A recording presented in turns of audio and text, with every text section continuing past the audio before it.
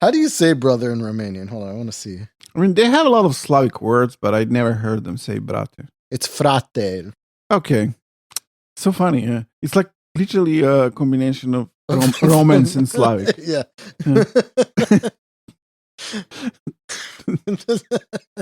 Yeah, how would they say brother? Oh, of course, it's not frate, it's frate. I love Romanian. Yeah. Oh, fucking, I went there, fucking had a glass of wine because, it's a fucking wine. It's with the grapes. They grow the grapes. The grapes. Yeah. He also had beer. And I do, like, when I do things, I do it, like, real, like, whimsical, Like, I bring, like, a one bottle of water on when I'm fucking go 12-hour hike through the fucking mountains, and you can fall down, you can break your neck, you can break your fucking leg, and nobody will come get you, dog, because that's just how Rundo does it, And when you go the Rundo way, like, with the cops, I knew it was over when I was arrested. When I went to jail, I knew it was over. I knew it was over when the police handcuffed me. I knew I was going. And broke his rib. Yeah. I knew I was going to jail, bro. That's when you come at Rundo, you gotta come hard. Because when I like a fucking Jason Bourne, I watch the videos to get myself hype, because I'm fucking Jason Bourne. Like, in the fucking Bourne, when he had the fucking fake passport and it was a bunch of fucking gibberish Cyrillic letters put together. That's what I think it's like when I go to a country, and I try to fit in, I dress like a hooligan, and then I'm just like, hey, brate, shleshka vashka shkesh. And then they're like, yo, he's one of us. And I was like, how the fuck did they make me as an American, dog? Like, I talk like you. And I was just like, rishka fuckashish. And they were, and I was like, somebody must have called the cops on me when they saw me talking to this chick. Cause like, even though I had a girl at the time, I was still talking to like this fucking fine piece of ass at the fucking gym. Yeah. And I was like, how about I take you out for some fasul and some fucking shlashishish? You know what I mean? Shumatavashkash and some fucking Oshkosh.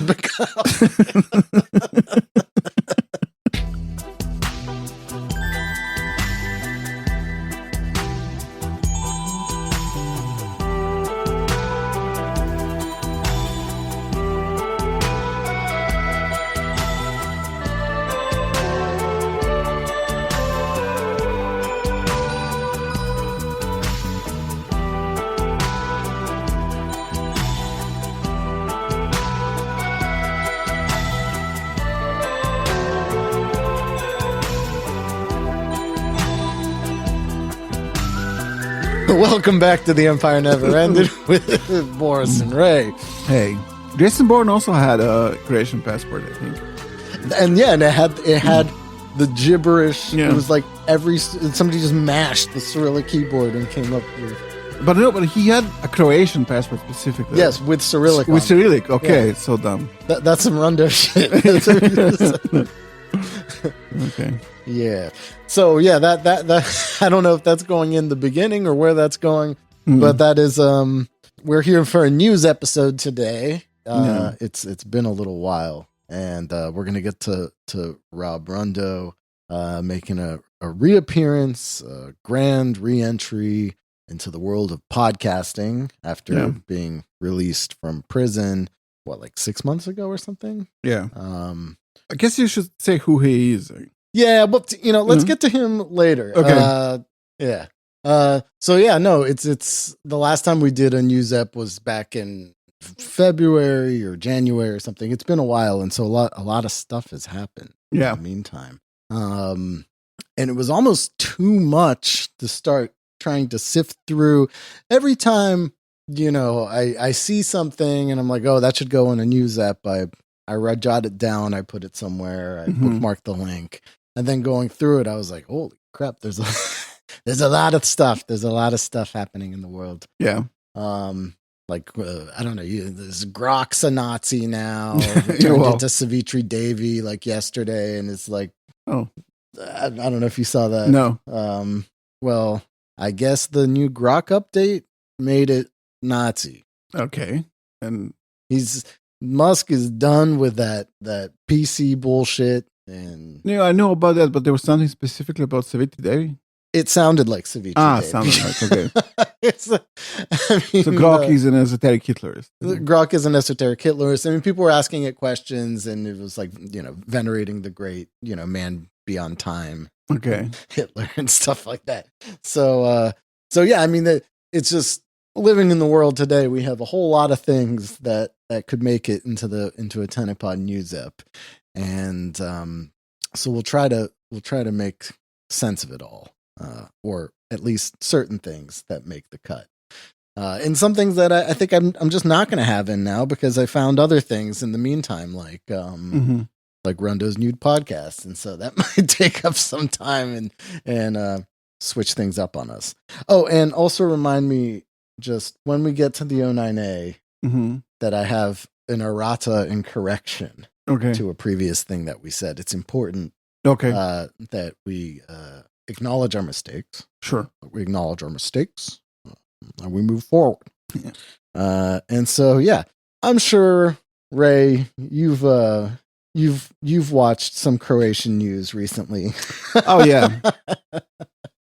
And this is one of these, few times where Croatia makes kind of international headlines and not for sports. No. It's for I think it's biggest fascist rally since the Nuremberg rallies. I mean, pretty much. Actually, Vučić said that. Oh, really? Too, interestingly. Okay. I mean, not interestingly. It's a fact. It's just stating a fact. Yeah. So, listeners of our show might be familiar, or probably if you've listened to a lot of our episodes, with the famous Croatian, the Ustaša rock musician Marko Perković Thompson. For I think our first episode on that, where we listened to him, episode 39. You can go back and listen. That was a very long time ago. It's probably due for an update at some point. And episode 198, where we talked about former Croatian singer and former Croatian presidential candidate Miroslav Škoro and the Homeland movement. We got into some more of that kind of right-wing music scene there. So if you want a little deeper dive into that, we got a couple episodes on it. But just real quick, if you're new to the show and you don't know who the fuck we're talking about and why it's kind of crazy, who is old Marko Perković Thompson? He's one of the biggest names. I mean, I guess now he's the biggest Croatian musician of all time. Yeah. So this concert that he had a few days ago was possibly one of the largest number of sold tickets. I mean, they claimed there was like 500,000 people there. I don't know if that's true, but it was in a stadium in Zagreb. It was huge. Yeah, it was in the hippodrome, like the horse racing track or whatever, and many more people outside of that. So yeah, the head count is at like 500,000 people, which is from what people have been saying, like 1 in 8 people in Croatia or something. Of course, there's a lot of diaspora that came as well from around Europe. I wouldn't be surprised if some came from Australia and the United States and Canada just to see this, because he is, of course, a very famous right-wing neo-Ustaša. How did we describe it before? It's kind of like a cock rock. Exactly. That's what I was about to say. Yeah. I mean, he came up in the 1990s, right? Made a lot of hits during the war. Thompson, named after Thompson gun. And ever since then, he's, kind of been a fixture on the Croatian scene. He's banned in several countries for, being a Nazi. That tends to happen sometimes. And of course, famously, his most famous song opens with the phrase "Za dom spremni," which is the Ustaša salute, kind of like their Sieg Heil. They would, which is banned in Croatia. Yeah, and it means for the homeland ready or whatever. It's banned in Croatia officially, right? Yeah. As of like a few years ago. Yeah. But there's been, for decades now, this whole discussion about it, where there's a lot of like apologism for it, where they're saying, oh no, it's actually an ancient Croatian medieval slogan, which is not true. Just complete horseshit. And like, yeah, if you look at any deportation order of Jews or Serbs or Roma people from the Ustaša state, it ends with that fucking phrase. Yeah. It's a pretty, as they'd say, a loaded term. Yeah. They banned it, but then immediately they allowed the veterans of HOS, paramilitary, to use it in their insignia because it's like official part of their insignia. Right. And they're the veterans of the Homeland War from the 90s. So it's like you ban it, but then you also not ban it. Well, and you ban it, and then 500,000 people violate that law. Yeah. Because as we'll hear, when he sings that chorus, everybody sings along right with him. And I mean, you can't look at a photograph from that event and not see something with either that slogan on it, or some sort of or Ustaša flags, or and of course, again, if you're new to the show, Ustaša's Croatian collaboration as puppet state during World War II. Yeah. Yes. Well, very Nazi.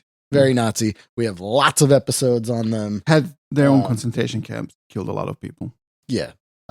So I would like actually to start off our discussion of this. I mean, Thompson actually sang a song about the concentration camps. Yes. Yeah. He claimed later that he didn't. Yeah. There's video of it, but he says, it's doctored or something like that. It's not real, or he doesn't sing that one anymore. Yeah. But yeah, I mean that song, I think we mentioned it maybe in our music app, is like Jasnovac in Stara Gradiška, which is two concentration camps. Those are the home of Max's butchers. Yes. And that's of course referring to Vjekoslav Max Luburic, who we talk a lot about in our emigre arc, because he kept the emigre Ustaša flame alive for many years until he himself got offed in his own house. Yeah. Horrible guy, camp commandant. He's the butcher of these places that they so gleefully sing about.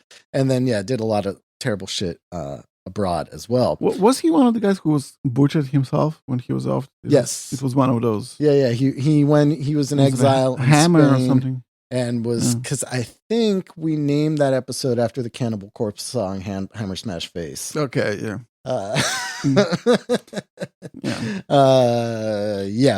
Yugoslav state security was offing these guys, both Serbian Chetniks and Ustašas, and quite often it was very bloody. Yeah, although there was as is the case with a lot of these, there's still a lot of discussion over who actually, was it who he was working for, and all this kind of stuff. But yeah, we have plenty of episodes on all of those people. So if you need kind of more background on that, go back and listen.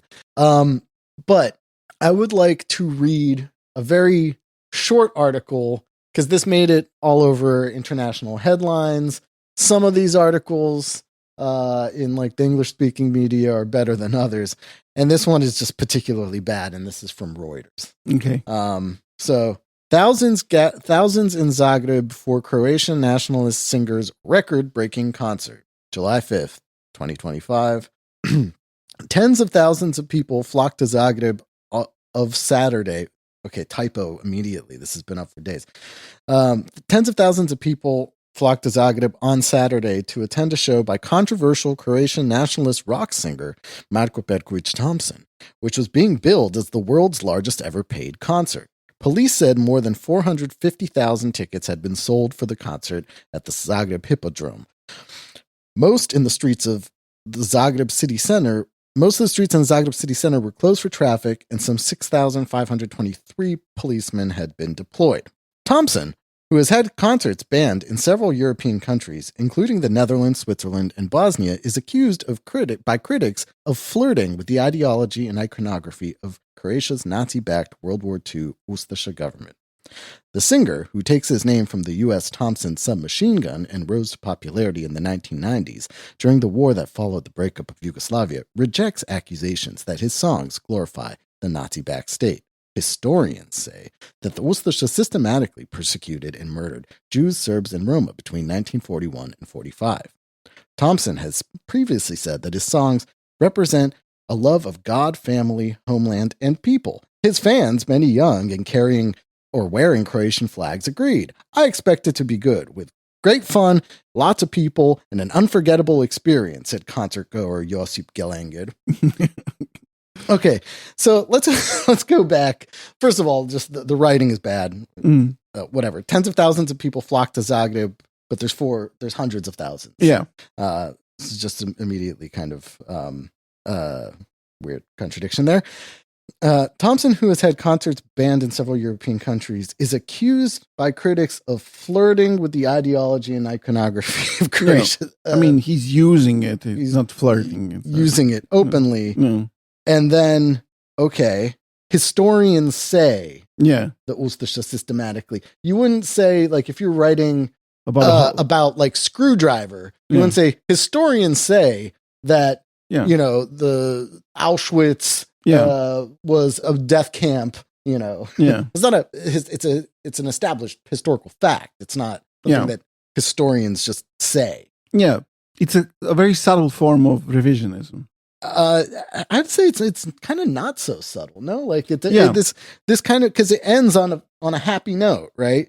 I expect it to be good, great fun. So like you interview a concert goer, you don't think maybe like just to have a differing opinion, you could, get a quick commentary from somebody from like, Croatia's Roma or Jewish or Serbian community or something about what historians say happened and what this means to them. Yeah. As opposed to just like ending it on a happy note. And the reporting is Antonio Bronic, who is a Reuters photographer in Croatia. And judging by his Instagram, he went and took photos there. And I'm kind of wondering whether he might have also enjoyed the free ticket that he got with the press pass. I don't know. Like it's a shockingly bad article for.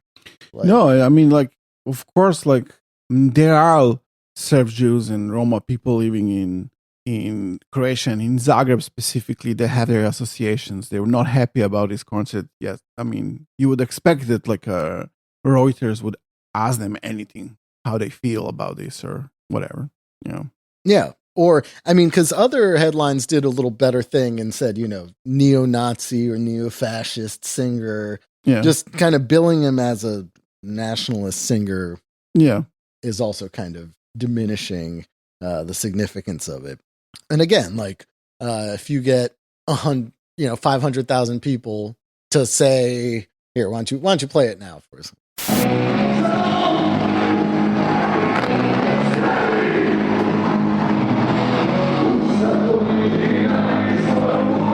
Yeah. Yeah. We'll attach the video too, because that's when they're, that's the big hit song. And I mean, that's literally the equivalent of 500,000 people shouting Sieg Heil. Yes. And the crazy thing to me about it is that like Ustašas at the height of their power could only dream of getting 500,000 people to actually willingly say that. No. And now that's not a problem. Yeah. That's a kind of depressing turn, historical turn.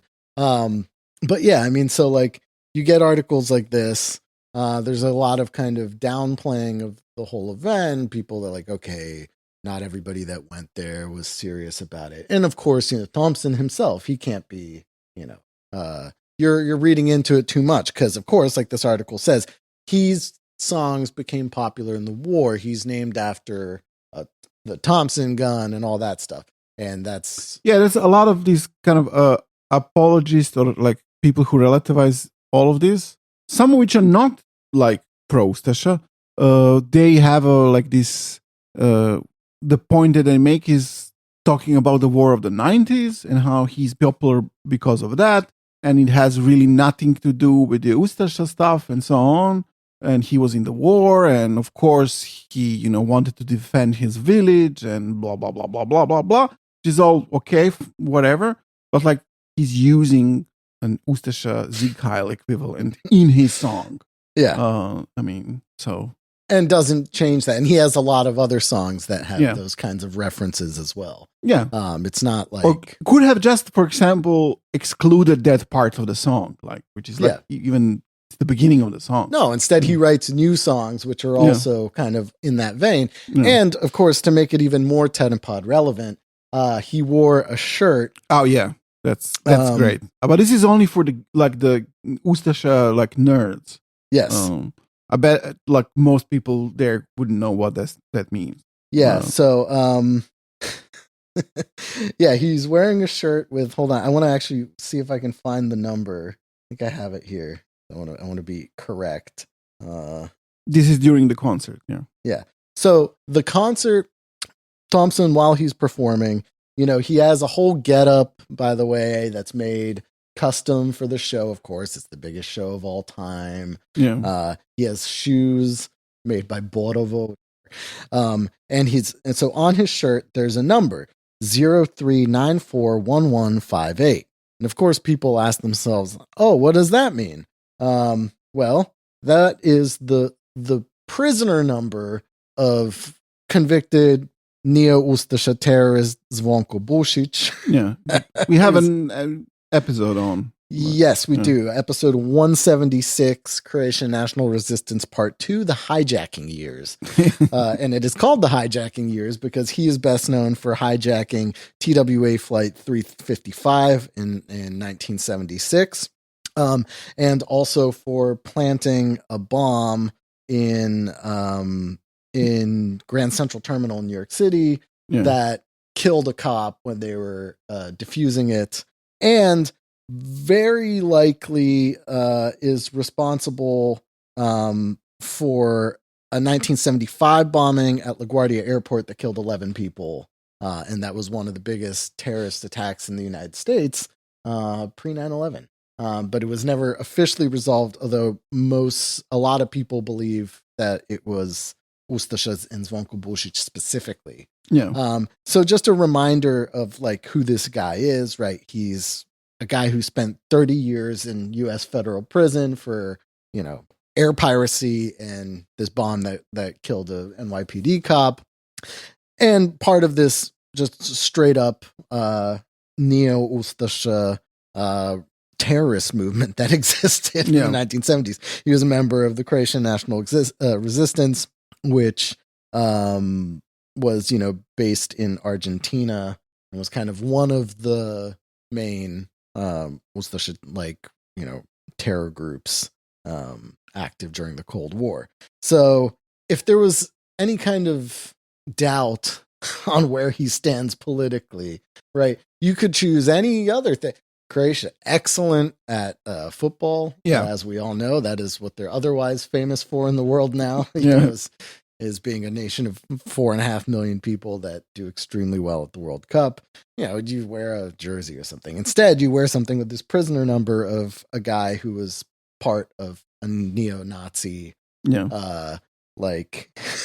terror group, and who was known as such in the U.S.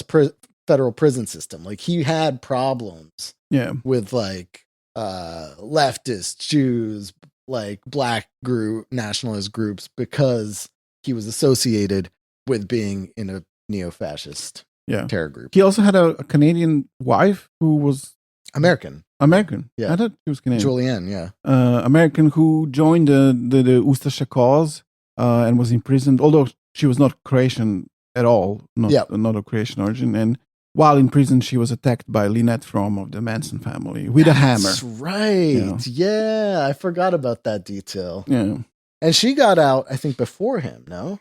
And she was a big hero, in Croatia when she got out. And again, just to remind some people about some details about the Bušić case, because again, if people are doing this revisionist shit, he's just supporting Croatian patriot and all that kind of stuff. Maybe Bušić wasn't really an Ustaša. That was just he was fighting for his homeland, and those were the organizations that existed. No, in episode 176, and I read his memoirs and prison stuff.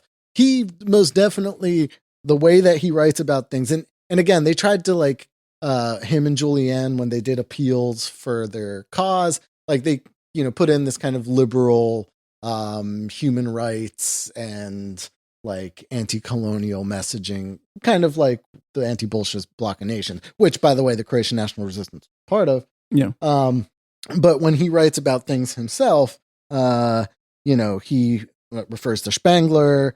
And, for example, he says about the globalists. These globalists, unfortunately assisted by rootless intellectual prostitutes of all kinds of ecocentric writers, whose corruption and blindness prevent them from seeing that every human being can become a complete and happy human being only through his family and community, his nation, and his faith. Yeah. Right. There's this, the whole kind of rootless international conspiracy of globalists is, classic. Yeah. Nazi stuff.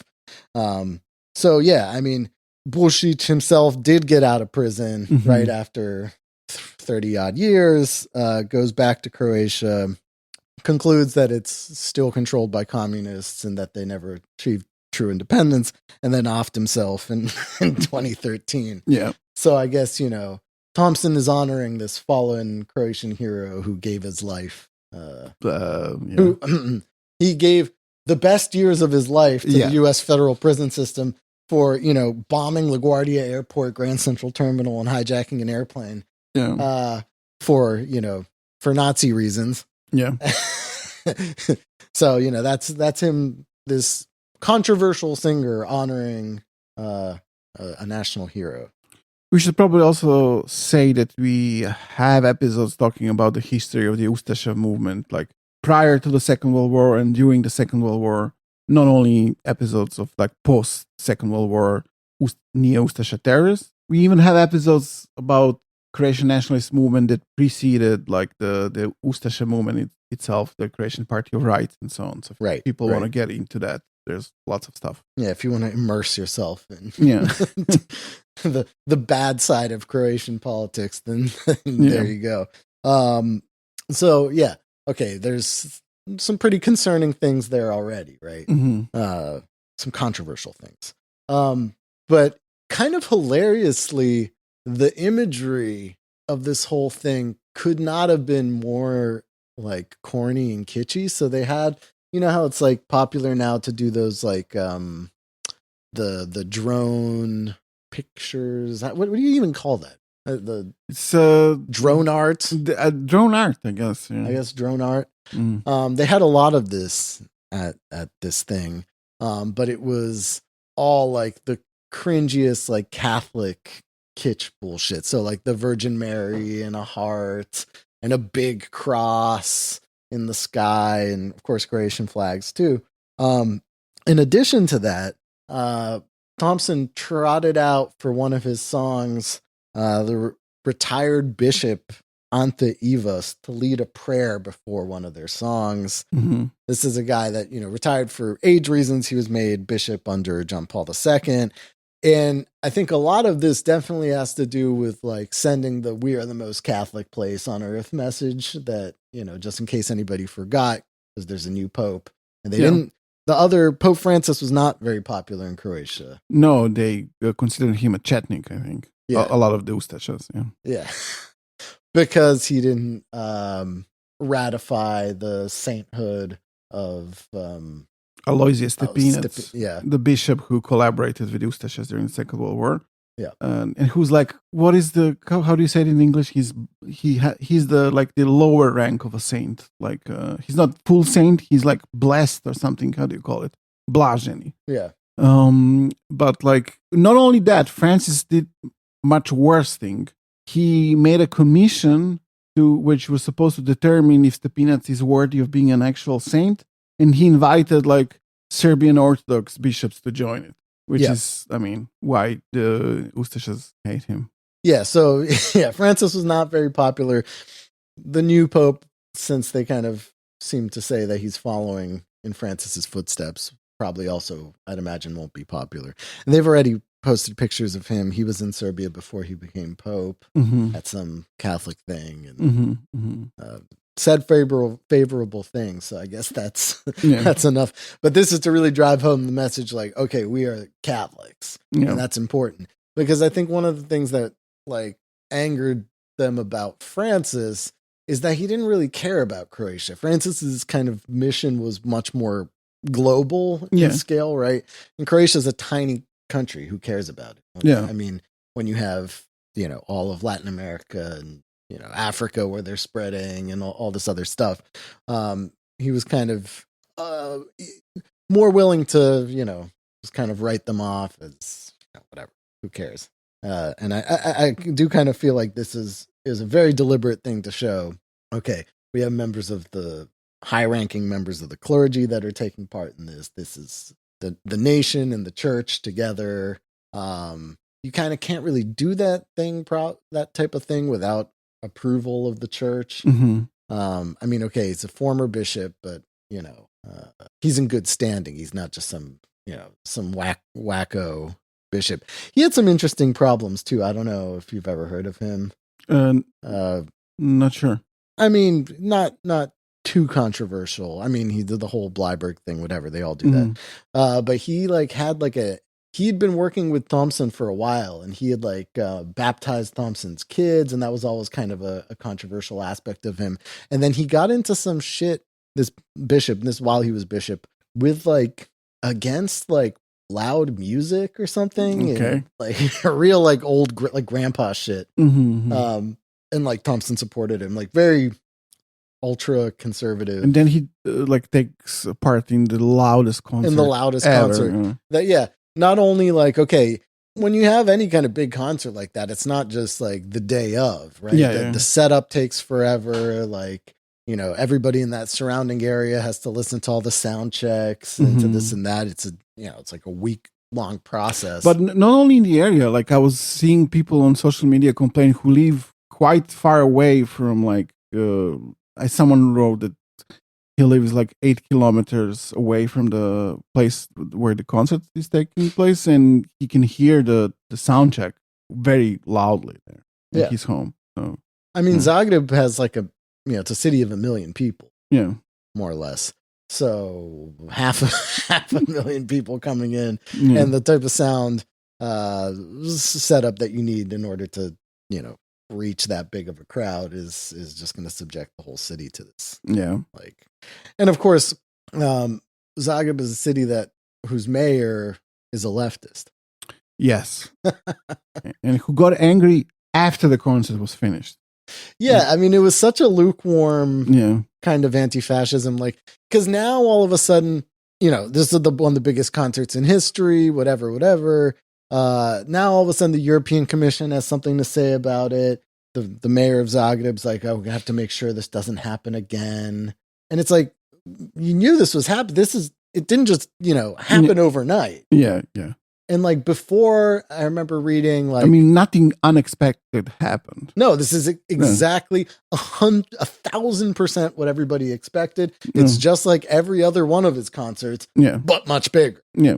Which means that the flags of the paramilitary with the HOS flags are around. Everybody's wearing black shirts with the Croatian crest with the white checker first, because that's the bad one.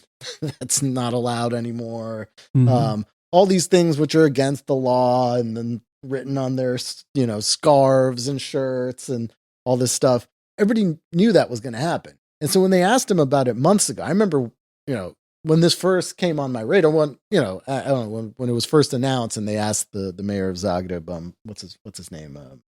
I forget now. Doesn't matter. Tomasic, yeah. What he thought about it, and he was oh, I don't like it, and blah blah blah. It's kind of not my style, and I won't be there. Yeah, but it's dude, you're from a leftist party. I mean, come on, you can take a little bit of a stronger stance against it. And okay, I get it. The entire state structure basically approves of it, and Prime Minister Plenković, I think, went to it. No. Mm-hmm. With his kids and all this stuff. But I mean, that's your opportunity to take a stand, right?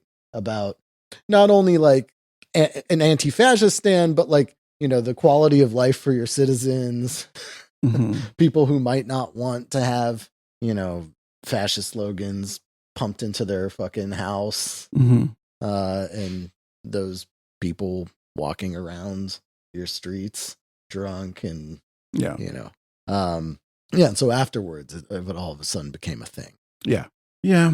They should make a movie about Thompson and hire one of the canceled Hollywood stars to play him. You are referring to a thing that happened. Yes. You can tell people. Kevin Spacey, you can barely say portrayed, but Franja Tuđman in a half documentary, half fictional or whatever. Yeah, and unfortunately, I've been trying to get my hands Tuđman, on this. The first president of modern Croatia. Yeah.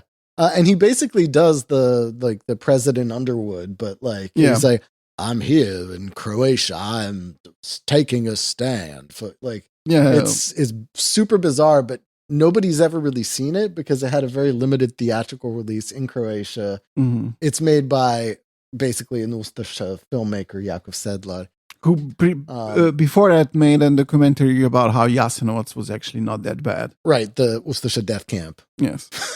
That wasn't, yeah.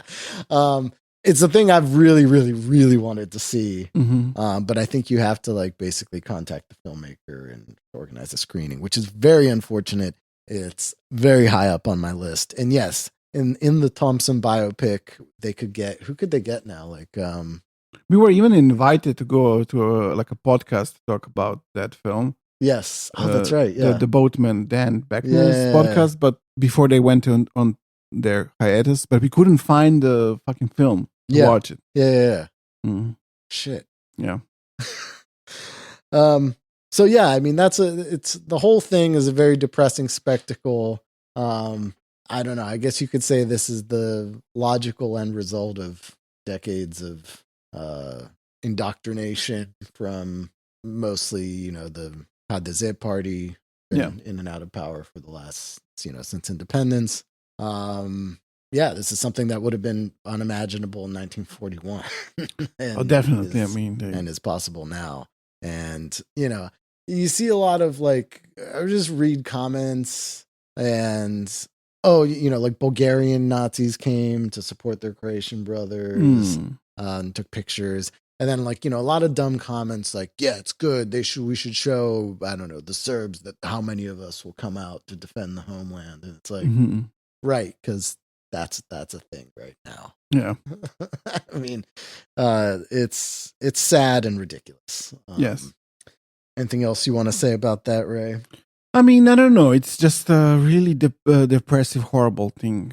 I don't know. It's I used to live in Croatia for some time, and I think of course, the great majority of people there are not fascist at all. Of course, yeah. A lot of anti-fascists. But what the problem there, like in many places, is this a lot of dominance of kind of a cynical attitude. What can you do? And I heard a lot of kind of that attitude towards this concert as well. Right. It's whatever. Which is really, that's kind of the death of everything. Yeah, the rationalizing, there's nothing you can do about it. And, maybe most people are there for the music. And when it gets to be that big, it becomes a spectacle of its own and whatever. But, I mean, that doesn't change the fact that,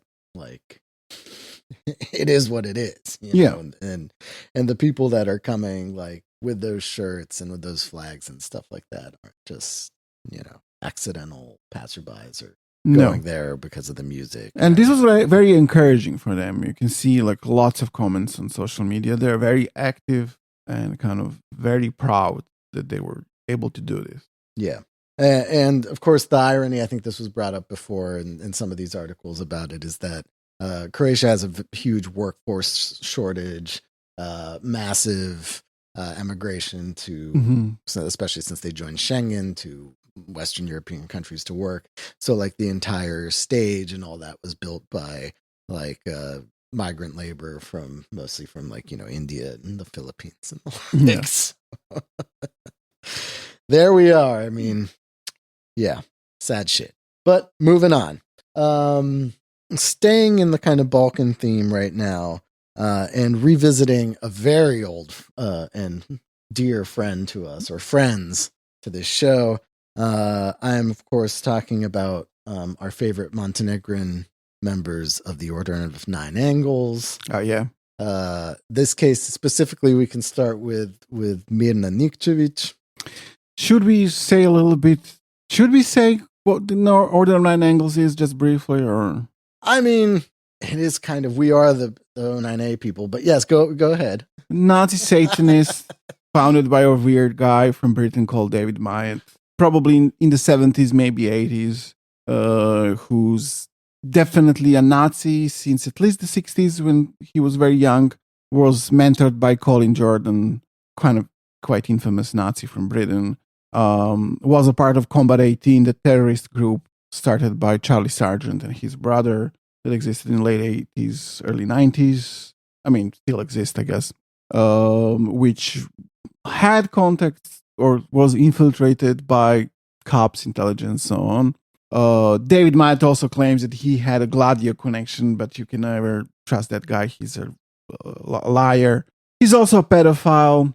And parallel to the Nazi career, he had his Satanist career as Anton Long, which he denies, but it's obviously him. Yes. The founder and main, wizard of the Nazi group called the Order of Nine Angles, which is especially like an evil Nazi Satanist group.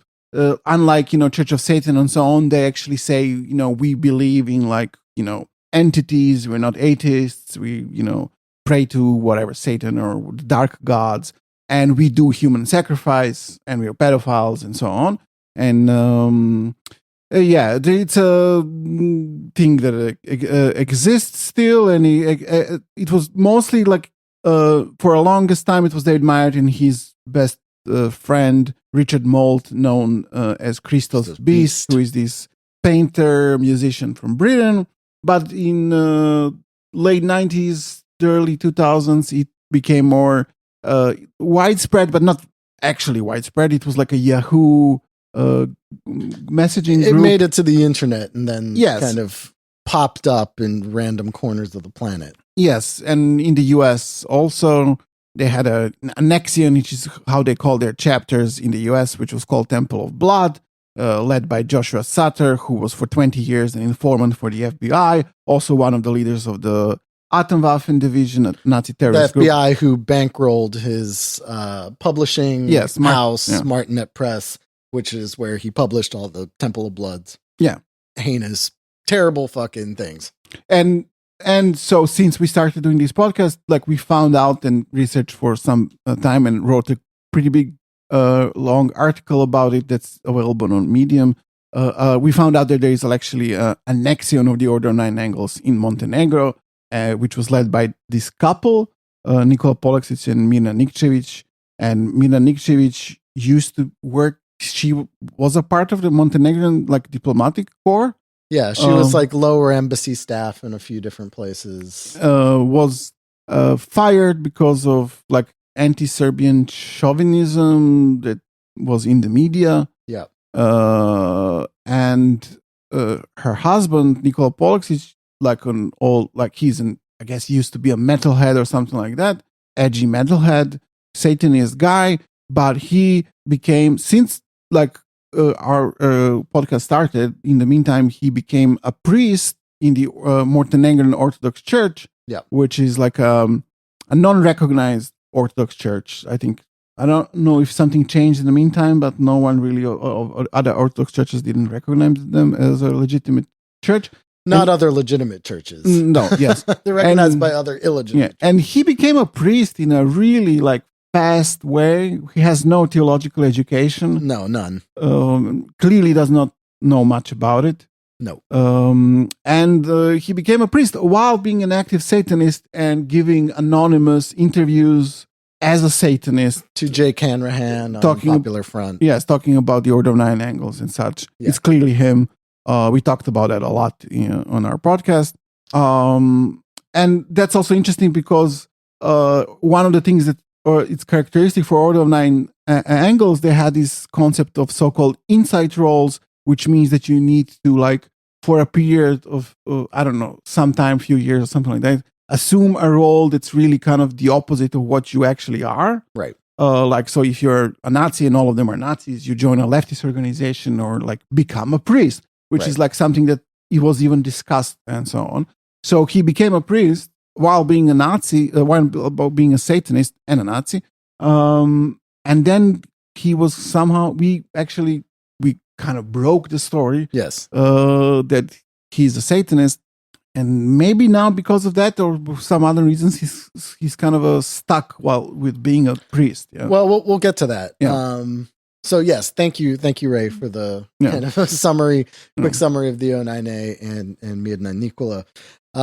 Mirna, right? She left the diplomatic service or was pushed out of the diplomatic service. Is kind of a disgraced figure for a while, but kept trying to pop up into politics. So she still runs like some Montenegrin nationalist media channels. She writes articles, not super well respected in any way, but kept trying to re-enter politics. So there was like a couple years ago after we had published this, right?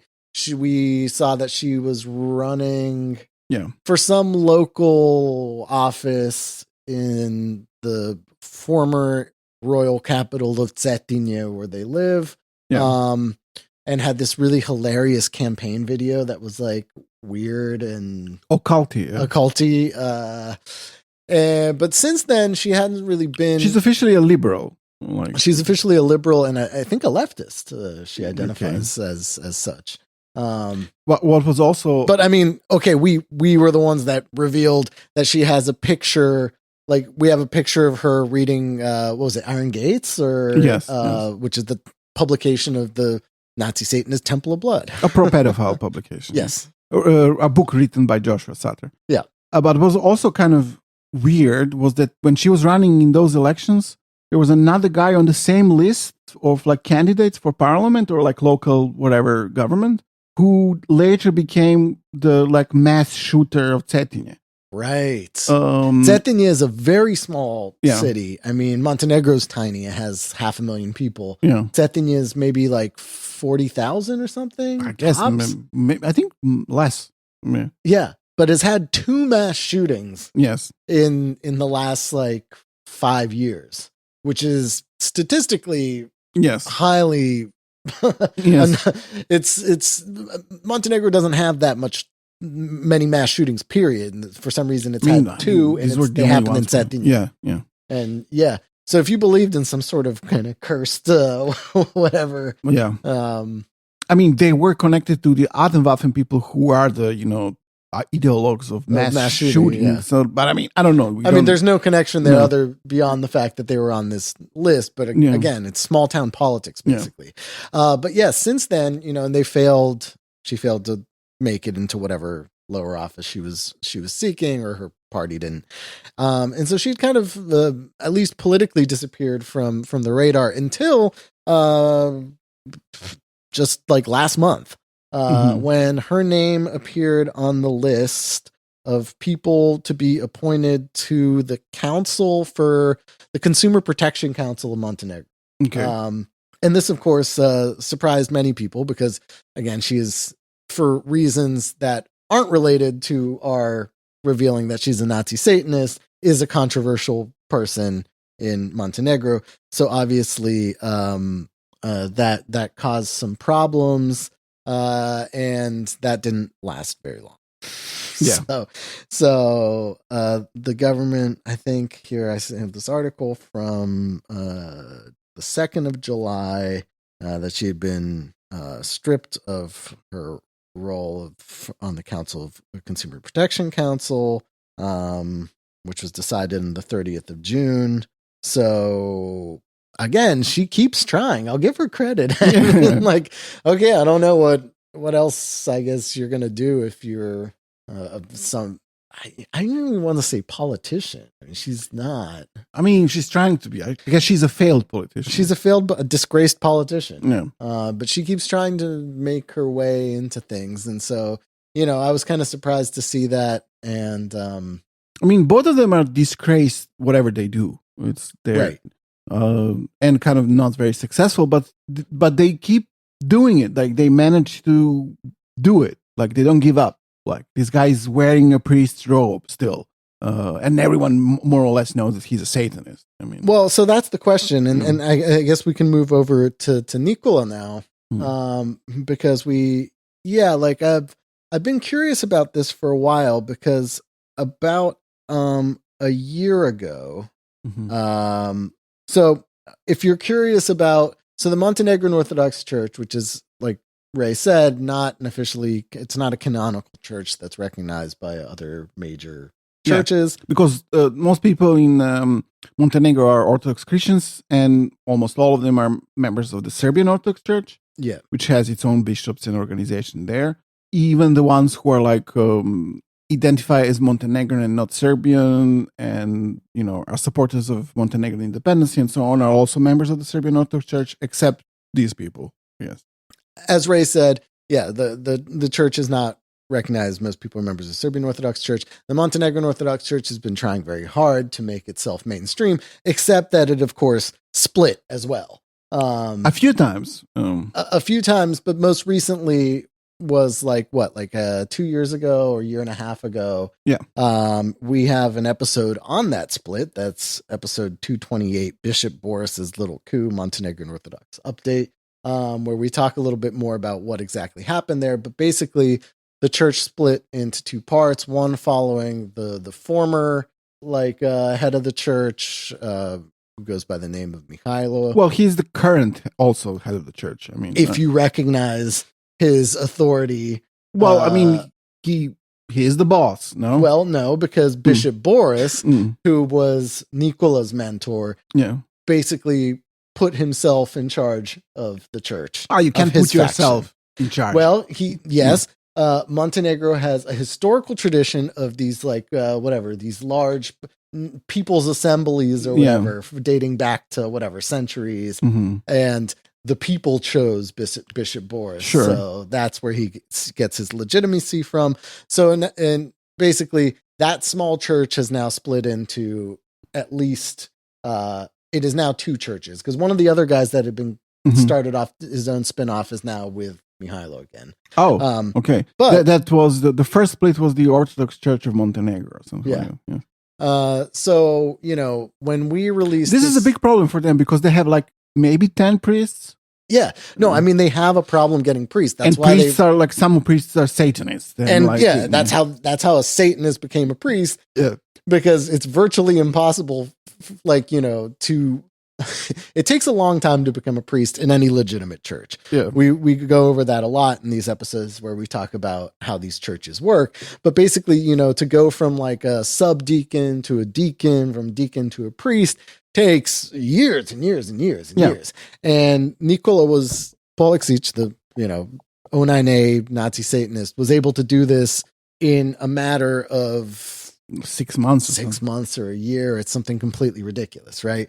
And when we released this information, of course, and we said, we talked about this before, unfortunately, the only people that picked up on it were Serbian nationalist tabloids and shit like that.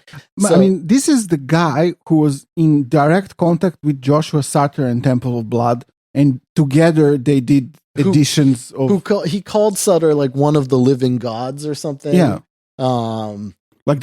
They collaborated on publishing Fenrir, which is the magazine of the Order of Nine Angles. It was Joshua Sutter and this guy from Montenegro doing it together. Yeah, and he was running the social media for the Order of Nine Angles for a while too. Yeah. And he's an important guy in the Order of Nine Angles. Of course, also had a musical project called Dark Imperium. Dark Imperium, yeah, which was O9A spiritual music. Not very good, but very highly regarded within the O9A communities. It's considered to be one of the better musical projects of theirs, right? Christos Beast is the main artist, of course. Then he has actual talent, you have to say. No. I mean, he is, and Christos Beast, not Nicola Pox. Yeah. Christos Beast's art is good. It's creepy or whatever. And then there's Dark Imperium and Nameless Theron, who also kind of tried to pick up the reins of the remnants of the O9A after they've kind of crashed and burned. But when we released all this information, there was a lot of denial from people in the church, right? In the Montenegrin church, that this guy was a Satanist. Those were all lies. this, that, and the other thing. Although we were contacted by people in the know, from Montenegro, like people in like their kind of nationalist movement, who told us that like they had discussed it with, like they were shocked by the information and discussed it with Bishop Boris. Discussed it with Bishop Boris, who said that like, who wrote it off as being like, no, we know that he had been like, when he was young. Yeah, when he was young. When he like a couple of months prior to that, he gave an interview to Jake Hanrahan as a representative of the Order 9 Angles. Right. So in his youth, 3 months ago, yes, he was a Satanist. Yes.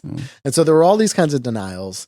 And so then last year, when the church splits, I guess you're siding with Bishop Mihailo. I'm siding with Bishop Boris here. So Bishop Mihailo's church writes a statement, and it's in, they're on their official website, that says, Pastor Nikola Poliksic, stripped of his, of the priesthood. He's defrocked. He's defrocked. Yes. That's the word I was looking for. Yes. Pastor Nikola Poliksic defrocked. And then, there's a letter, and it says that, it is because, it had been discovered that he had been involved in Satanist and neo-Nazi activity, and that he had given an interview in the English language in April of 2021, which is available on the internet, in which he talked about his Satanist and neo-Nazi activity. So Bishop Mihailo's people read our text, basically. They read our text, and they listened to the interview with Jake Hanrahan, which is, of course, how we confirmed it, too, because he has a very distinct kind of low, slow voice. Yeah. And it's very obvious to anybody that's heard him speak that it's him speak. Well, Savitri Devi is important. Yeah. But what this is also basically saying to me, so this is from the 6th of July, 2024. This is a year ago. And we hadn't talked about Nikola in this last year, so I didn't really get a chance to do this update. But I was also curious whether this had any effect on him now, right, within the other church. Because this is the one faction acknowledging that, yes, this guy is a Nazi Satanist, basically that they knew about it. Yeah. Since we released the article, which was in 2021. So he had stayed a priest for nearly 3 years, right? And they had this information, and now all of a sudden, once, the church split, they decided to make that information public, which to me is very validating. Say. Although they didn't mention us specifically. They didn't mention us specifically, probably because they don't want anybody to read that article. No. Because there's pictures of Bishop Mihailo with him. Yeah. Not a good look to somebody that you say that, Bishop Boris brought into the church, and that like you kind of are distancing yourself from now. So he's officially kicked out of that faction, and I'm not sure that he's still a priest. I can now say that with confidence because I haven't seen him appear, either his name or his photograph, in any of the Montenegrin Orthodox churches, photographs or in their Facebook groups that he used to admin. Which they might have sanctioned him in some way. Maybe he's not a priest anymore, or just they don't want him to appear publicly because he's an embarrassment for some time. I thought about that too, but they're desperate for priests, right? They need to put them, and like he's clearly been replaced in that church in Cetinje where he was, active before. So he might not be, and he also disappeared from legitimate social media. However, I've been kind of sitting on this for a little while too. He did resurface in his Satanist persona. Okay. Which I thought was quite a lot of fun because again, we had been like kind of gaslit about this the whole time of like, all these people in Montenegro saying, no, he used to be a metalhead who was controversial. And then, all the Nazi stuff that's only to be provocative. It's not real. And, all this other stuff. Nikola, and I've said it before, is a moron. Yeah. And so much so that his brain seems to be on like loop, literally, where he's saying things that I have screenshots that he said in 2018 Very strange. So we discovered this because, again, he's a moron who basically doxed his secret Nazi account to us. Yeah. In that he commented on some old episode from years ago on Facebook saying, aha, I see you've crashed and burned or something. Basically, we stopped using Facebook to promote our shows, and he thought that we just disappeared or something. Yeah.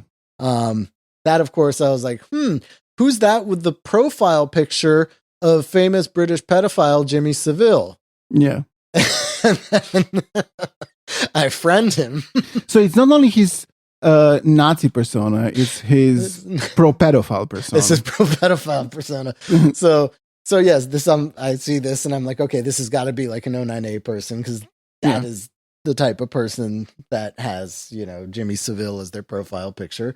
And I add him, and lo and behold, I've discovered immediately that it was Nicola, because not only did, because of the first things I saw him post, but he posted a picture of his wife, Mirna. Oh, yeah. Wow.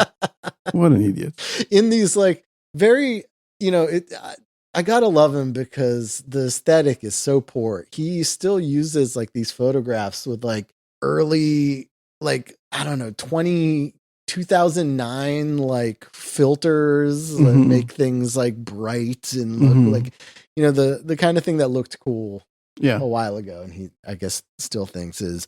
So like he posted a picture of me and I was like, okay, this is Nicola.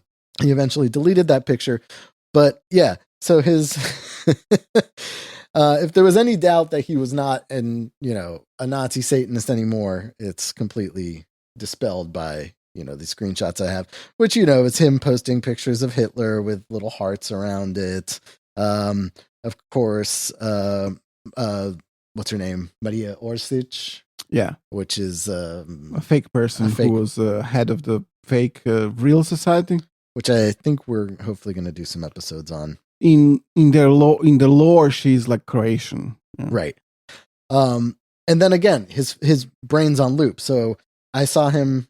He writes something on Facebook. I was forced by Facebook to delete all my negative posts about Jewry in Israel. To my grandchildren, I will tell tales of long lost freedom of speech. And then like a photograph of like a Roman statue.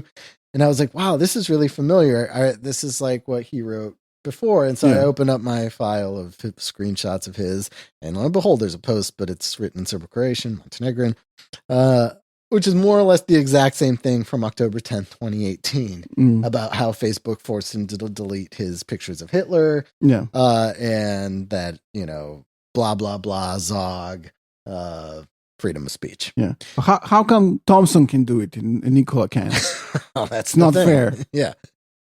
And then, okay, well, is he still, he's a priest. As I said, is he still O9A?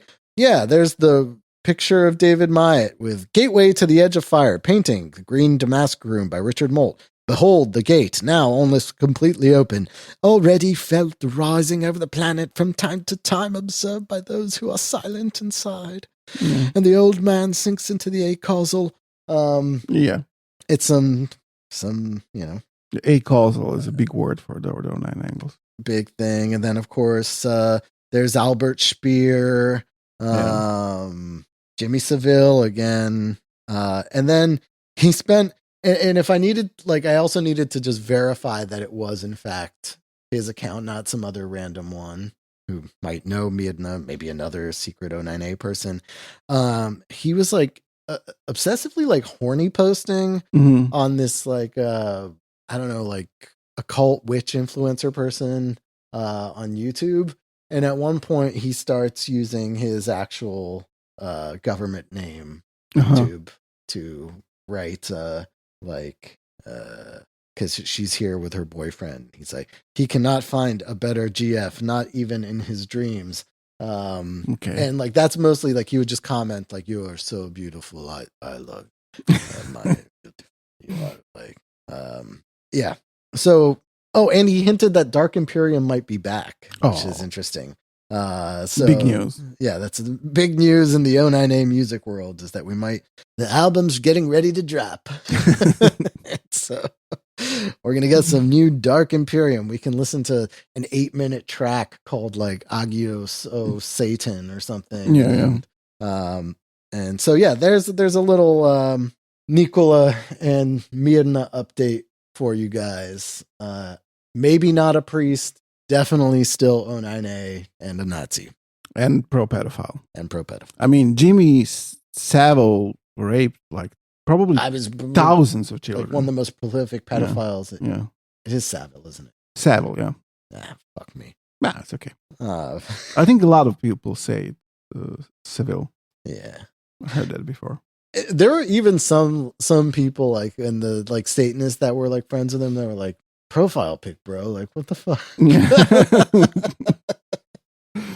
No, but that's the whole O9A thing. You got to push the limits all the way. That's these are the final taboos: is Nazism, pedophilia, and of course, if you interact with Maya, and you still can, by the way, he's still name searching himself all the time. Now mostly on Blue Sky, because I guess he's woke. It doesn't seem it's such a big taboo for British elites. Well, it is now. Well, officially, yeah. And of course, anytime you bring up the whole O9A pedophile connection, he vehemently denies that they ever promoted anything like that or whatever, which is just obviously not true. And then, of course, there you go, Nicola. Today, like this was in 2024 and 2025. Yeah, he's posting this stuff. So, there you go. Oh, and one quick thing before we just finish talking about the O9A. I would like to do a correction in our forgot that I'm supposed to remind you. Some time ago, we discussed a photograph from the Reconquista, as we called it, Reconquista Club in Kiev in Ukraine. It was like an Azov adjacent club in Kiev, which organized a bunch of Nazi international conferences. Yeah, and was, I guess, connected to the big Nazi metal festival they had there. Yes, and one year there was one of these conferences. I forgot what was the name of it. It was Iron something or something like that. Yeah, as they tend to be named, stuff like that. It was kind of a star-studded event in terms of like the people that were there, including Joshua Caleb Sutter.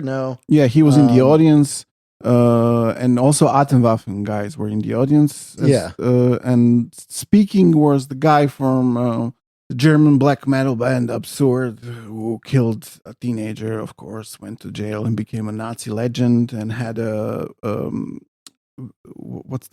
National Alliance connection. He lived in the U.S. Yeah, was friends with William Luther Pierce. Pierce, so we speculated at the time, and we said there were several photographs of this event, and in each one you could kind of see different parts of this guy's body that looked like it might be David Myatt in the way that like he was dressed, because all the Atomwaffen guys, it's a lot of like skull mask type dudes. Yeah. And then like sloppy ass Joshua Caleb Sutter, and then a guy who's wearing like a tweed hat and has a red beard but like you couldn't see his face. Yeah. But you could see all this other stuff. Kind of seemed like it might have been David Myatt. Yeah. And we speculated several times that it was.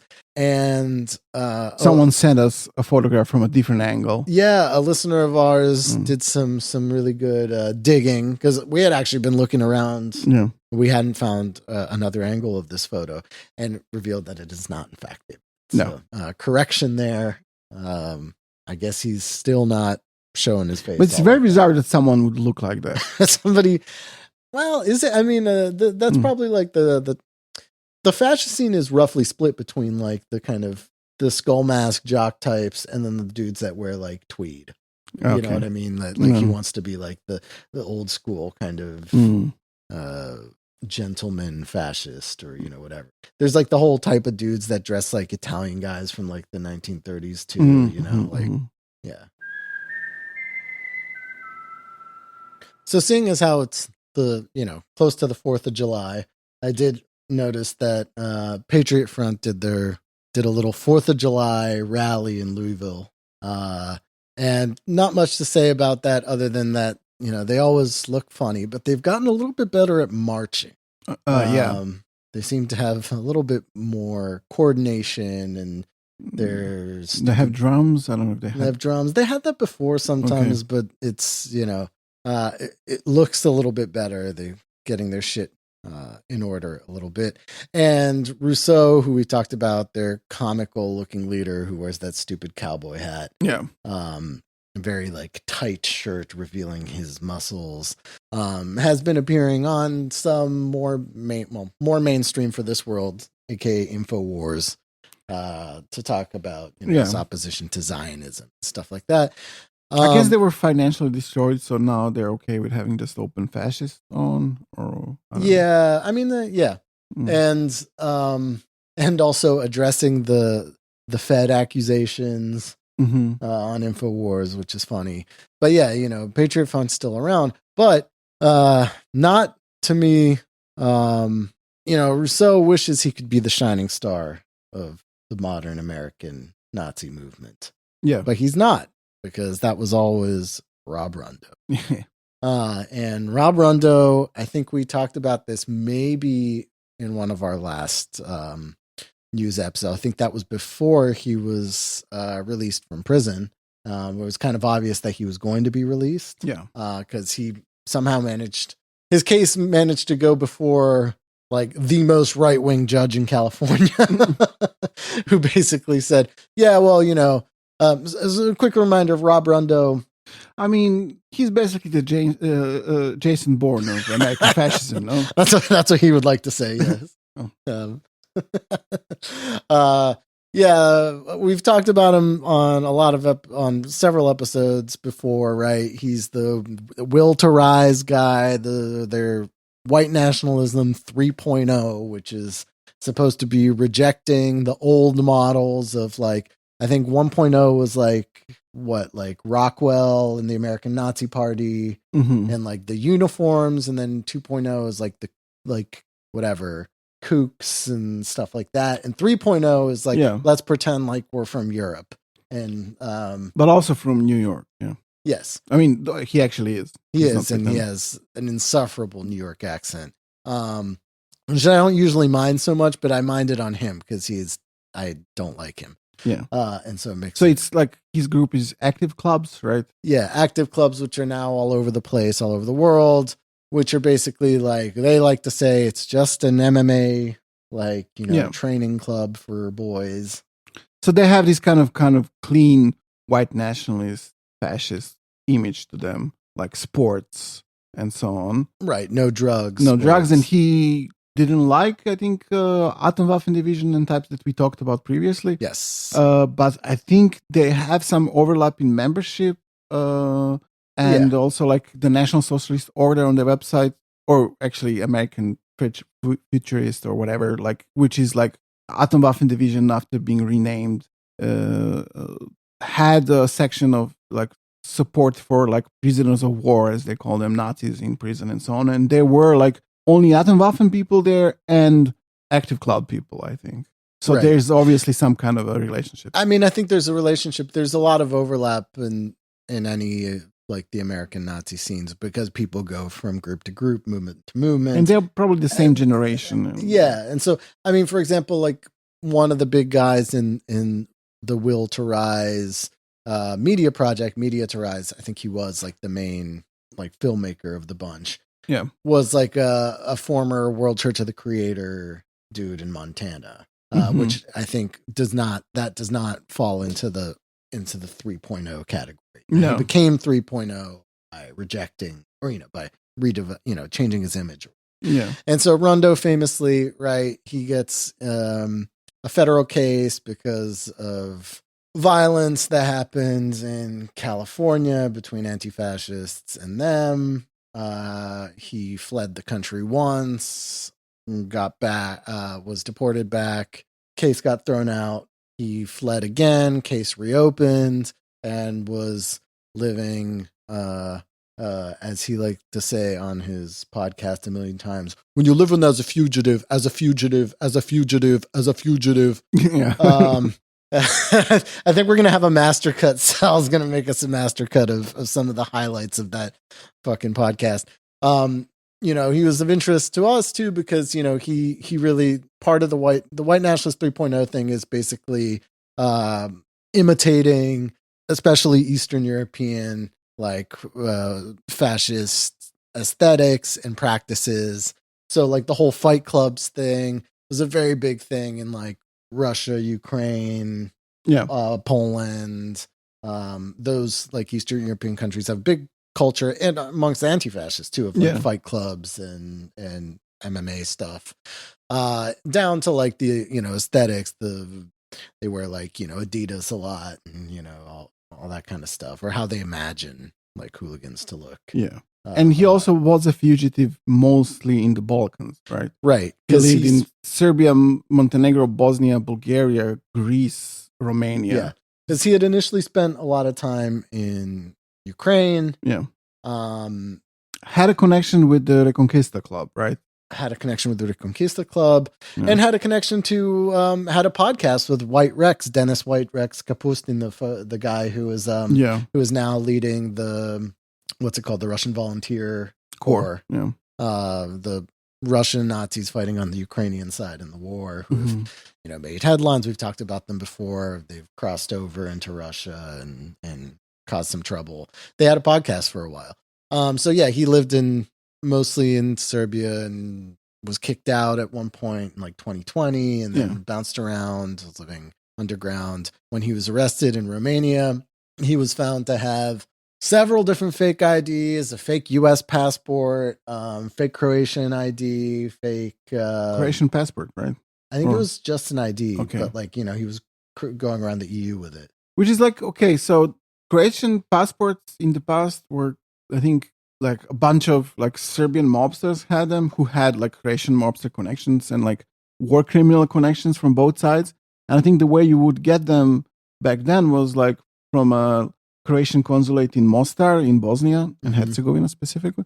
And we know that Rundo was spending time there, mostly with the Serbs, but Serbs in Bosnia have a good relationship with like Croatian nationalists in Bosnia. Right. They're like close. So that probably was some kind of a route for him to get that.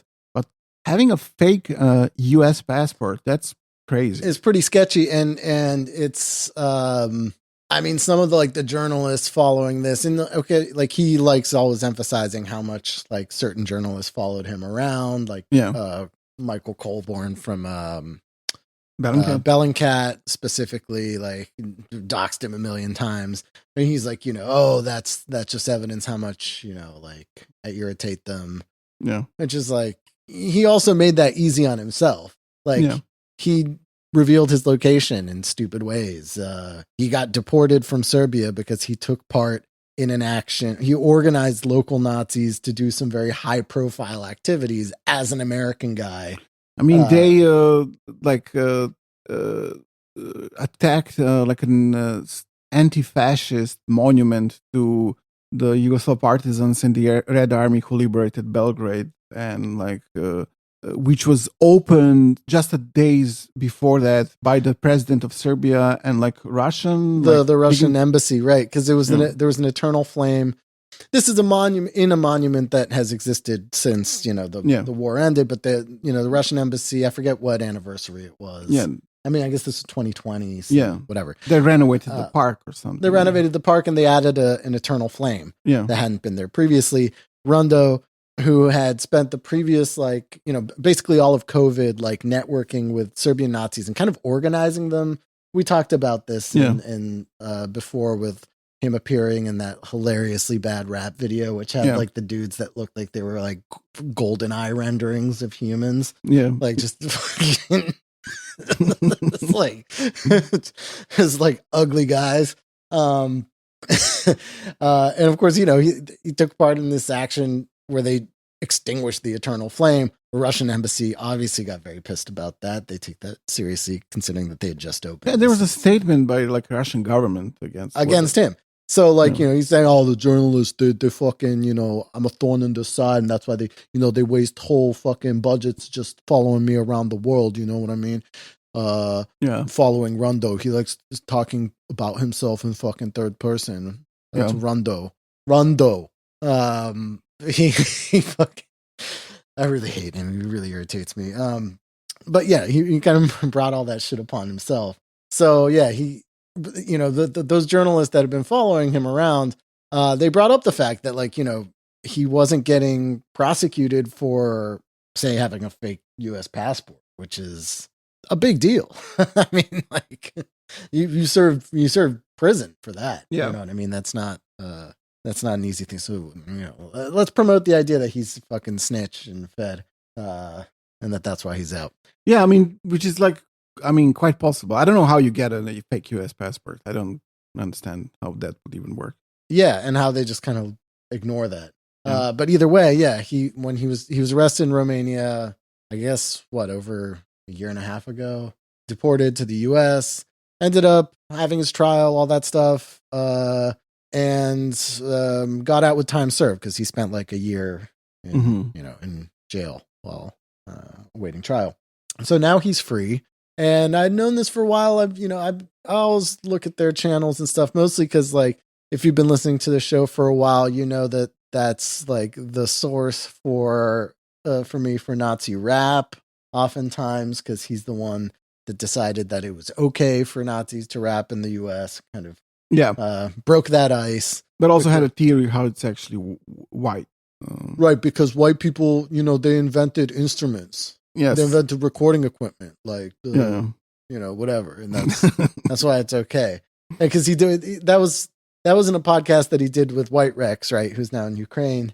And White Rex is like, he was lamenting the fact that, like, in Eastern Europe, there's tons of, like, nationalist hip hop, and, like, the cool guys on the street who are nationalist football hooligan guys all listen to rap. And then, that's still was still a little taboo in the Nazi community in the U.S. And now they finally passed that. And we talked about no-face Nate a lot. So yeah, I keep track of their white lads aesthetics and stuff because it's the most homoerotic thing. It just cracks me up every time I see them loving each other's nude pictures of muscles and, like, very kind of like Tumblr porn from a certain era style, but Nazi. Like artistic photos of men. And I noticed recently that, and I figured this was going to happen. I thought maybe there were some terms of his probation that would kind of prevent him from just immediately getting back into his activities before, but no, I guess not. So he'd started to make some appearances. There were some kind of videos of him, like, saying some goofy shit about, like, their streetwear and stuff. They're coming back. He did a short interview with somebody, some journalist, foreign journalist, I can't remember from where. And so those things have been popping up. And then actually, like, right before recording the show, I saw that he's re-entered the podcast world. So after, I guess he had that podcast with White Rex probably in 2020, 2021. Yeah. He's back at it. And, dropped a fresh new episode, and so we all sat down together as a family. Yeah. And listened to it. It's about his adventures. As a fugitive. As Jason Bourne. Yeah. We mentioned Jason Bourne because he mentions him, like, a lot. Yes. When I was like a fugitive, being a fugitive, as a fugitive, as a fugitive, an international fugitive, bro. Jason Bourne stuff, you know what I mean? Jason Bourne doesn't just, you know what I mean? You know how Jason Bourne gets down. And I try to model myself after Jason Bourne. And I'm going to mention it again, I'm watching Jason Bourne clips, dog, to get hyped up and get in the mindset. I'm like, this is me, dog. Again, I watched the Jason Bourne movies, dog, and Jason Bourne, they're able to, like, fucking pinpoint everything he's doing. You know what I mean? I was at the gym, at the gym. Because I was going to the gym, I'm in the gym. What am I going to not go to the gym? I'm not going to go to the gym. Am I just making excuses not to go to the gym? I'm going to go to the gym, of course. So I go to the gym, and I'm an idiot. I'm an idiot. What can I say? I'm an idiot. But that is the bottom line of the story, actually, now when I think about it. The stuff that I said at the beginning of the episode is me basically repeating word for word things that he said in that show. Yeah. Which is that, like, yeah, when he was preparing to legally cross the border from Bulgaria to Romania, he watched Jason Bourne videos to get him hyped and get him ready, and that he models his life after Jason Bourne and whatever. It's not a very good podcast. It's for them, they're gonna love it. Yeah. Because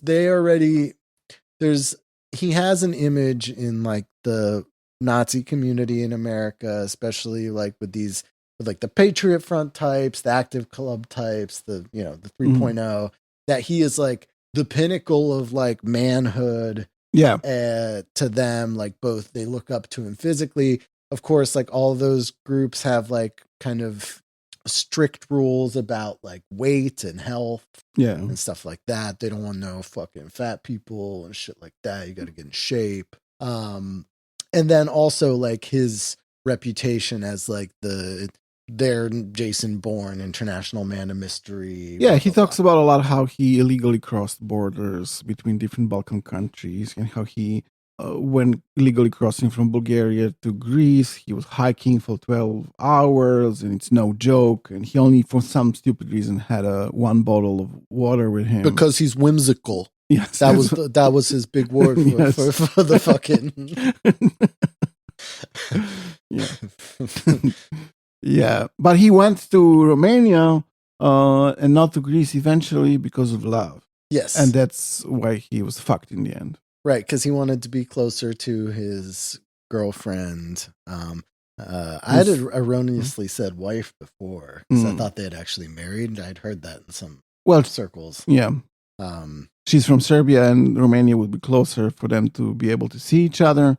Yeah. And he described her as what? Ortho-fascist. She's a 10. The type of woman that any guy in the movement would lose, like snitch on someone for or whatever. Okay, interesting. Yeah. But they're not together. Yes, I guess fate separated them. Yeah. Also called the cops. Yeah. Yeah. I mean, I can tell already this is going to be a big hit. They love like Rundo stories. He knows it. That was a thing even, when he was like doxing himself in the Balkans. Yeah.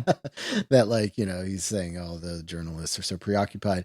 It was him basically making videos like at a cafe and like talking about how awesome Europe is and all this other stuff. And so that did inspire a lot of these guys to go out and travel. We know that like Patriot Front guys now do this a lot. They make travel videos very much in the style of the media to rise, will to rise people. They were just Patreon Front was just in France, I think.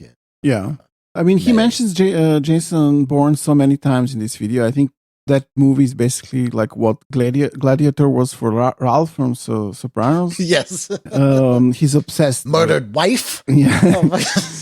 And he even mentions how while illegally crossing the border, I think into Romania, he was watching clips from it. Yeah, that's what I'm saying, yeah. So yeah.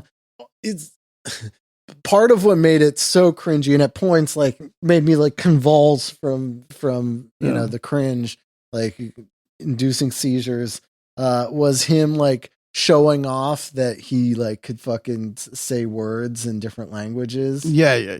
And he literally did the like natives love it when you speak their lingo, like where he was like, when you're in fucking Greece, like if Haristo, Malaka, Parakalo, whatever. He's like, and then like, he'd say some shit in Serbian too, and like do it badly.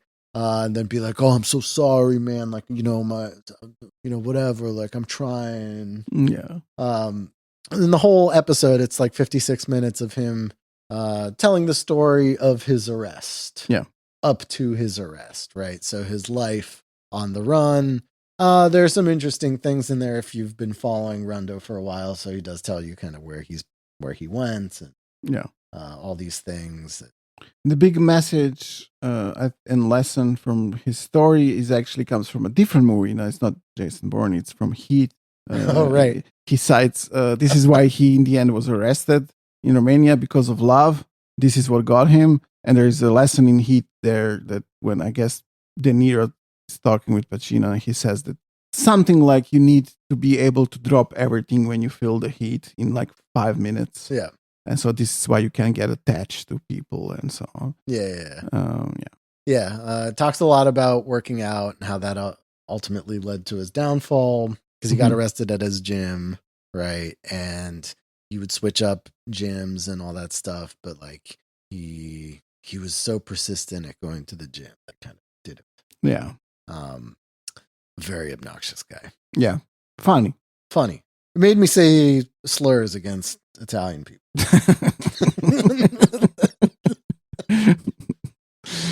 White people. I mean, so there you have it for Rundo. I mean, there's not much you can say really more about it. It's not particularly interesting if you're not like, committed to worshiping his, adventurousness. He does say that like basically, the format of the podcast is going to be him like telling stories because like basically he's a big dumb guy who doesn't like know. He says he's not ideological guy. He's just a fascist adventurer. Yes. Yeah, exactly. Which is him being like, I've never read any of that shit. No. I make the shirt that has a quote by Vol on it. Yeah. Reading the Vol to other people. Like Ray. It was actually D'Annunzio, right? I think. Or something like that. Mene Frego or something like that. I don't know what it is. It's something Italian. Yeah, but I like saying Mini Frego. Yeah. That's how I imagine a lot of those people saying it. Yeah. He has that tattooed. Nice. Yeah. There was the good moment too about like, I'm thinking about like him in the language thing is when he's talking about like how people in Romania are nosy and like when he goes around in like different parts of the Balkans, he always dresses like a football hooligan or whatever, or how he imagines that to be. And that like, nobody can ever tell that he's not from there. But then like in Romania, this guy knew that spoke to him in English before even like ever talking to him before. Mm-hmm. And then he figured that like there was something suspicious going on. And it is something that like that guy has like, when he's talking about getting arrested and he said he had his Croatian ID and he's like saying that he was yelling in Serbo-Croatian.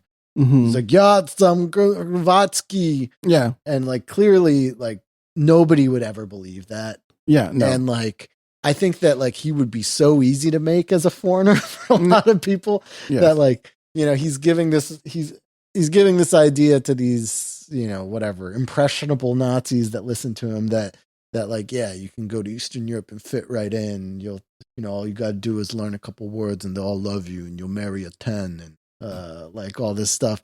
But like, no, I'm sure that he was made everywhere he went. You know what I mean? Yeah. He's a very American guy, like annoyingly so. Yes, extremely annoyingly so. Yeah. And I don't think he was, as much of a chameleon as he'd like to think at all. No.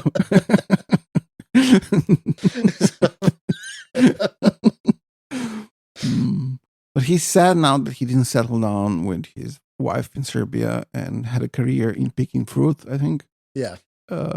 Yeah, he could have thrown it all away. He could have just become a simple fruit farmer. I mean, okay, it's a lucrative business in some fields. Raspberries are very... Yeah, but he said picking fruit, which is like what, like, that's very low. Yeah, paid. That's not very well paid, yeah. No. That's what immigrants in Serbia do. Yeah. And that's,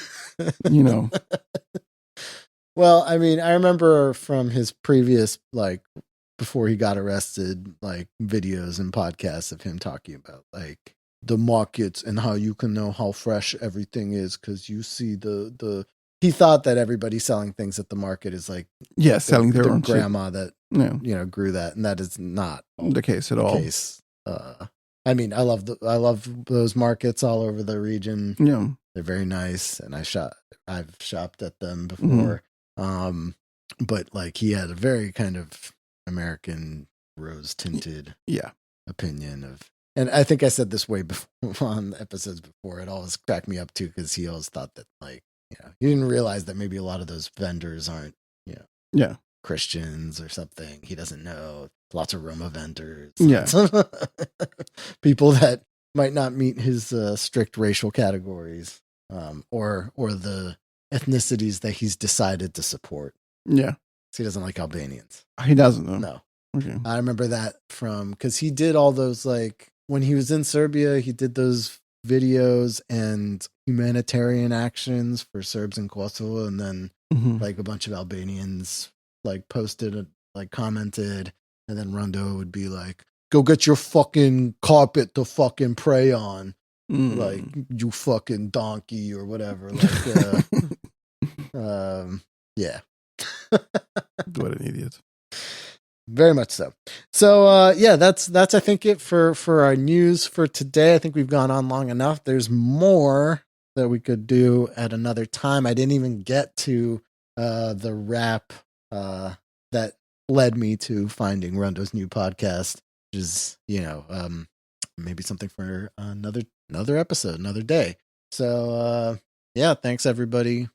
This is a Patreon episode. Thank you all for subscribing, and we'll be back. Thanks a lot. All right, bye. Bye.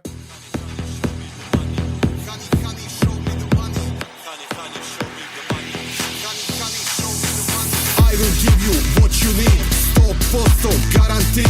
CBD, pineapple weed. Uppers, downers, interbreed. Ultra Euro represent. Dollar, pound, euro cent. Money count, scooter rent. This is yours, best event. This is something you won't regret. Steve Aoki, DJ set. Crowd is dancing, booze and sweat. First class, jet set.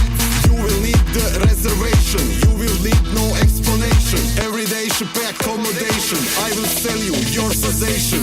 I am funny, split is sunny. Honey, honey, show me the money. I don't care what you say. You will pay anyway. Ultra Euro, Ultra Euro, Ultra Euro, Ultra Euro. Give me pound, dollar, euro. Ultra Euro, Ultra Euro, Ultra Euro, Ultra Euro, Ultra Euro, Ultra Euro. Give me pound, dollar, euro. Ultra Euro, Ultra Euro. Let's go, move your body. Come on, everybody. Move the body, feel the sound. Jump, jump, jump around. Just tell me what you want. You will be satisfied. Just tell me what you need. I got everything. Chocolate, chocolate, fine stuff. Party, party, all night. You will see tonight will be the best part of your life. David Guetta, Carl Cox. Your happiness in my socks. Pijan crtan kada vici. Wake me up, ripa vici. Honey, honey, show me the money. Ultra Euro, Ultra Euro, Ultra Euro, Ultra Euro. Give me pound, dollar, euro. Ultra Euro, Ultra Euro, Ultra Euro, Ultra Euro, Ultra Euro, Ultra Euro. Give me pound, dollar, euro. Ultra Euro, Ultra Euro. Honey, honey, show me the money.